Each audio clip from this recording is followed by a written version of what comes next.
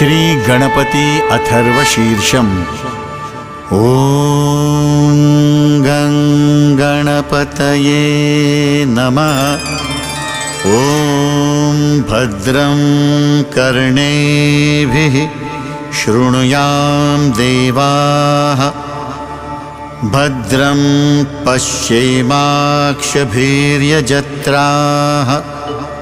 स्थिरैरङ्गैस्तुष्टुवांसस्तनूभिः व्यशेम देवहितं यदायुः। ॐ स्वस्ति न इन्द्रो वृद्धश्रवाः।